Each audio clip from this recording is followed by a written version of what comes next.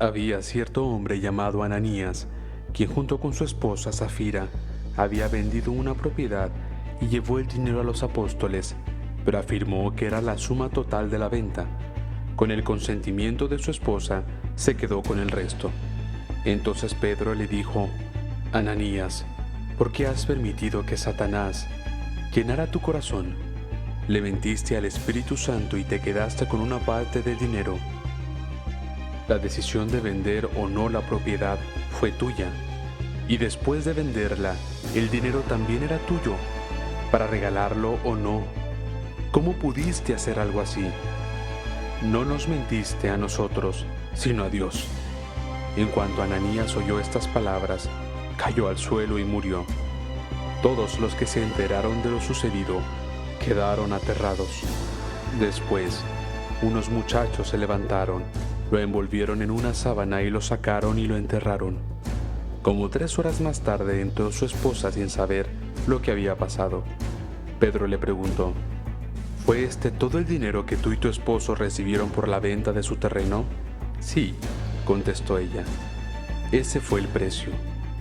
Y Pedro le dijo: ¿Cómo pudieron ustedes dos siquiera pensar en conspirar para poner a prueba al Espíritu del Señor de esta manera?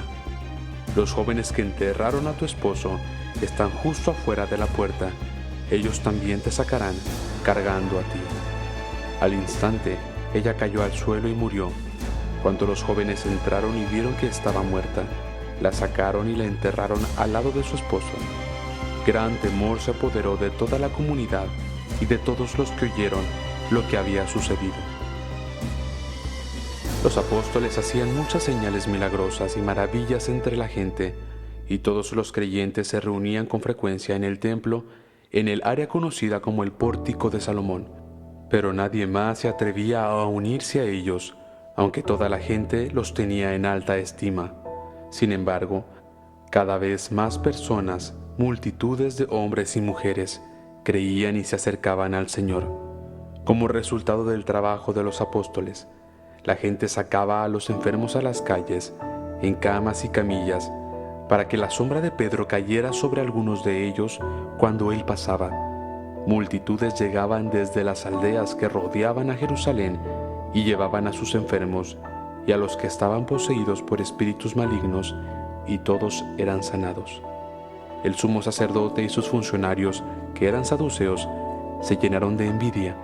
Arrestaron a los apóstoles y los metieron en la cárcel pública. Pero un ángel del Señor llegó de noche y abrió las puertas de la cárcel y los sacó. Luego les dijo: vayan al templo y denle a la gente este mensaje de vida. Así que al amanecer los apóstoles entraron en el templo como se les había dicho y comenzaron a enseñar de inmediato. Cuando llegaron, el sumo sacerdote y sus funcionarios convocaron al Concilio Supremo, es decir, a toda la asamblea de los ancianos de Israel. Luego, mandaron sacar a los apóstoles de la cárcel para llevarlos a juicio, pero cuando los guardias del templo llegaron a la cárcel, los hombres ya no estaban.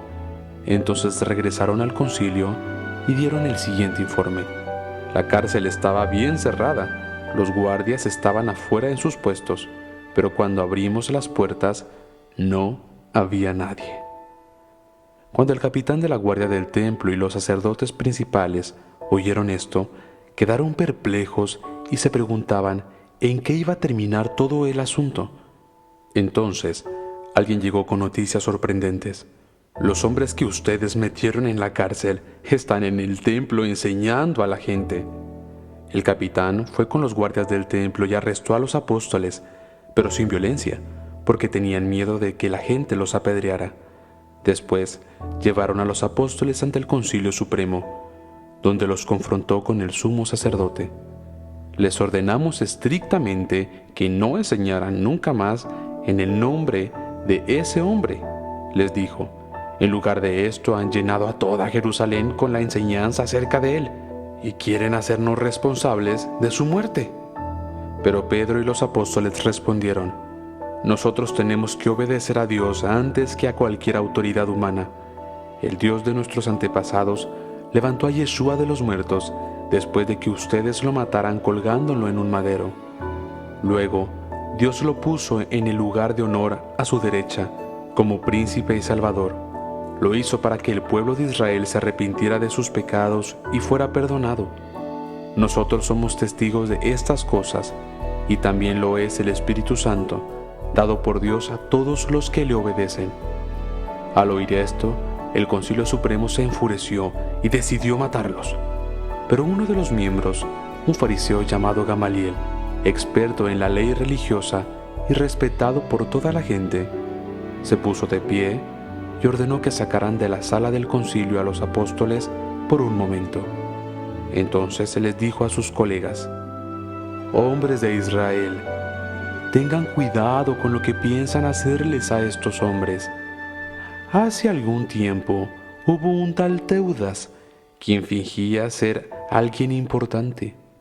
Unas 400 personas se le unieron, pero a él lo mataron y todos sus seguidores se fueron cada cual por su camino. Todo el movimiento se redujo a nada. Después de él, en el tiempo que se llevó a cabo el censo, apareció un tal Judas de Galilea. Logró que la gente lo siguiera, pero a él también lo mataron y todos sus seguidores fueron dispersados. Así que, mi consejo es que dejen a estos hombres en paz. Pónganlos en libertad. Si ellos están planeando y actuando por sí solos, bueno, pronto su movimiento caerá. Pero si es de Dios, ustedes no podrán detenerlos. Tal vez hasta se encuentren peleando contra Dios». Los otros miembros aceptaron su consejo. Llamaron a los apóstoles y mandaron que los azotaran. Luego les ordenaron que nunca más hablaran en el nombre de Yeshua y los pusieron en libertad. Los apóstoles salieron del Concilio Supremo con alegría, porque Dios los había considerado dignos de sufrir deshonra por el nombre de su Maestro. Y cada día en el templo y casa por casa seguían enseñando y predicando este mensaje: Yeshua es el Mesías. Bendito eres tú, Señor Dios nuestro, Rey del universo, quien nos ha santificado con tus mandamientos y nos has ordenado en relación a la cuenta del Omer. Estamos en el día 27 de la cuenta del Omer. Faltan 23 días para Shavuot.